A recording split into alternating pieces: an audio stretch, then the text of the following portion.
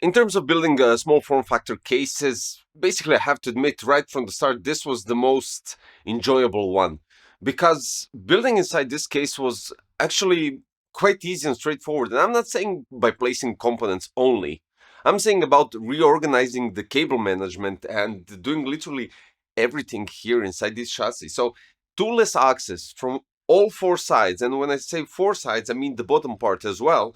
And the biggest advantage with this case compared to any other SFF case or small form factor one is that you can slide the middle plate depending on the thickness of your GPU or depending on the thickness of your CPU cooler. So this gives you quite nice modularity in those terms, and a proper modularity, I do have to say. So right here we have the ANTEC Performance 1M, which has two color schemes. One is black and the other one is this aventurine, which comes with this red color here. But it's quite elegant, nicely designed, and when you take into consideration their past cases in this premium segment, like the Canon, the Striker, what was the other ones? In those kind of sense, you have really thick aluminum part, which looks outstanding and it feels outstanding, and this is the segment of ANTEC that I'm really rooting for to go more into mainstream, go a bit with lower price tag just to get more, into the segment of giving more access to people in general. But this is the part where I'm really satisfied when we're talking about ANTEC cases. Now, they optimized it for airflow and aesthetics, and I can say without a doubt the aesthetics on this one is outstanding, because when we go with the front grille, it looks quite nice and clean with just power button and Type-C. In terms of SFF cases, I wouldn't complain just with that. It's just outstanding having only those two, well, basically a connection and a button, that's it. Now, the adjustable central mount gives you an option to slide the middle plate as I stated, depending on the thickness of each step. So, for instance, you can go with maximum thickness of the CPU cooler at 85 millimeters, but then the GPU is limited to 40 millimeters. If you go with maximum thickness of the GPU at 78 millimeters, then the CPU cooler height is at maximum 47 millimeters. So what I did here, I placed the MSI RTX 4080 Super Gaming X Trio, and on the other side, I used 9800 X3D, cooled it down with Noctua NH-L965. And they both fit quite nicely, even though the L965 is really at the edge, but it fits. So when we're talking about the GPU mounting, you already get the PCI Gen 4 riser, so that's outstanding. And don't be surprised if you open up the chassis and then you see a 2 expansion slot bracket. You can actually place a triple slot card without any problems, because I did that, and it fits just as it should. Now, looking at the panels, as you can see, you have this red lever, and I'm going to move it. So this is the way you access the whole segment of the case and everything all together. And this is it. I mean, this is like 2 millimeters of thick steel, and then you can access the side panels quite easily just by doing this. Everything is on pegs. And I mean, when I'm saying pegs, these pegs are nothing that we've ever seen so far in terms of placing anything like side panels on the chassis. And not only that, but the parts where the pegs go inside of the plastic parts in the chassis are actually attached with 2 additional screws just to hold them tightly, and they don't fall off eventually. This part is outstanding, same design as the top cover, and the only part where you have a dust filter is the bottom part, where you actually have a possibility to mount either 2 120 or 2 140 millimeter fans. Unfortunately, it looks really close that they could have fit additional 120, and that would be like 3 120 at the bottom.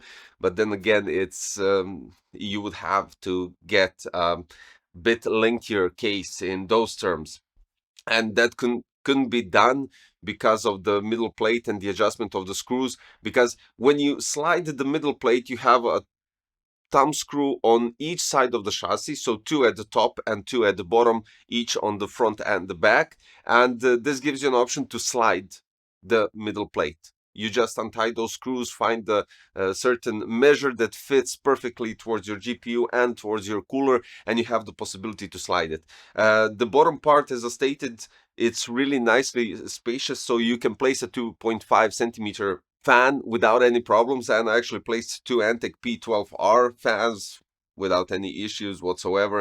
And the good thing about cable management is if you reroute everything properly in those terms, you can really do an outstanding cable management, giving you a possibility to actually tie up zip ties for the cables around all the extrusions or all the holes that are in the middle plate, giving you a possibility to reroute the 12 PWR, 24-pin, 8-pin EPS, PWM cables, even addressable RGB cables if you go with that, even though it's totally unnecessary in this type of chassis to go, or maybe it isn't. Because inside the box, I received a full tempered glass right here, and for some of you guys that want half aesthetics, half airflow, you get this one as well. So this is really cool because it gives you an option to either place this one on the GPU or on the CPU side. It really doesn't matter. You have the option to do both because they are, let's say, on both sides compatible. When we're talking about compatibility, the maximum motherboard support is ITX, GPU maximum length is 350 millimeters, maximum CPU cooler height is already stated 85, but then the GPU is 40, and the maximum GPU thickness is 78, but the maximum CPU cooler height in that scenario is 47. Total GPU thickness and CPU cooler height altogether is 125 millimeters. And the maximum power supply size, you can either go with SFX or SFXL, 130 times 125 times 63.5. And in those terms, since I mentioned the power supply, I'm using their new power supply. This is ANTEC SF850X, PCI 5.1, ATX 3.1, and fully modular 80 plus gold. You have possibility to mount one 2.5-inch SSD, and it's placed on the front. You have some sort of Velcro ties, and it's quite straightforward. You can reroute the cable, SATA, and power quite easily and nicely, and it fits just like a glove. The dimensions of the chassis. So we have 175, 424, 260. If you're wondering, for the front USB Type-C, it's 10 gigabit per second. And I think that's quite solid. I mean, for this type of design of the case, and I mean, check out the coloring on this one. This looks flawless, and it goes throughout the whole chassis. I love the color scheme, especially with this one. Not going with complete black, even though the complete black and red, that would look outstanding. But even this is brilliant, just brilliant. One more thing that I would like to mention, the back side is fully open. So the back part of the chassis isn't designed as this in terms of having the whole closure of the whole panel. And the reason for that is because then you have the option to slide completely. Now let's check out the benchmarks, and I have to admit, without any further discussion, I did try the tempered glass, but I didn't want to go too much with that, and you'll see why. AIDA64 Extreme Edition with both side mesh panels, or sort to say mesh panels, perforated steel. AIDA64 CPU went up to 92 degrees. We're talking about AMD Ryzen 7 9800X3D. Clock speed 4638 megahertz, and GPU went up to 71. GPU was constantly at 71. CPU was somewhere between 92 and 93, which in this scenario, totally understandable. And then we go to Cinebench, constant CPU thermals without moving anywhere, 95 degrees. Somewhere on average, I can't even say an average because it was constantly going downwards. Clock speed 4736, and then stayed at 4730 for 3 tests, and after that it just went down to 4705.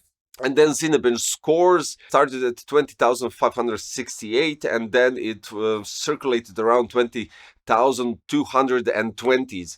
If we take into consideration some other benchmarks like 360 AOs and some other air coolers, average score was 21,700 approximately. And then I went to AIDA64 again with full tempered glass side panel. The CPU was 88 degrees, and not because it was cooling better or whatever, because I had to cancel the benchmark because the GPU went up to 78 in minute and a half. And I went with half TG, half mesh. Again, 78 degrees. It just went so up high so quickly that I didn't want to risk anything, even though the GPU could run at 85 without any problems, but just didn't want to go in that segment. So this is something for aesthetics. Without a doubt, the panels that should be used are these. And in those terms, I would say that this is good because in general, we have SFF cases that really do need much more air than this one.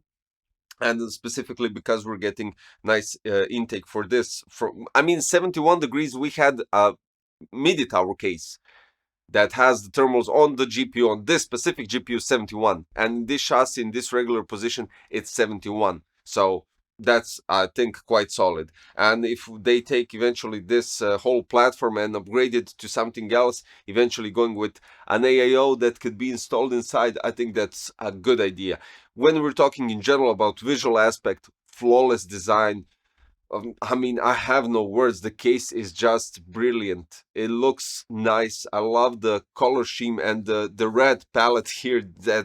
That's just, I'm speechless in those terms. These two panels, I don't know. They look good when you place it on the chassis. And let's be honest, with the thermals, you won't be hitting those 95 on the CPU and 71 on the GPU while gaming, because this was just synthetic benchmark, pushing both of the components out of the maximum, right? So you'll most likely be expecting much less thermals. In general, I think GPU would be from 60 to 65, and the CPU wouldn't even go that high in those terms.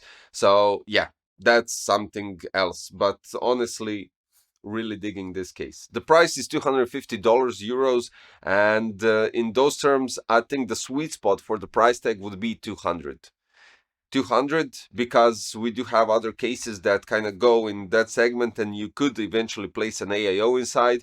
But in general, I think the quality on this chassis kind of is way up high than any other SFF case, without a doubt. You haven't seen such thick aluminum, the coloring, just when you open this part and you see the bare bone part and how they colored it, that's like just top of the line premium design, without a doubt.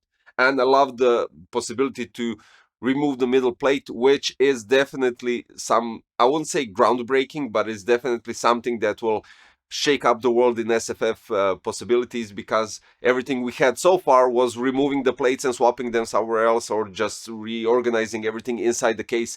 This is just 4 times screws, slide it left, right, and that's it.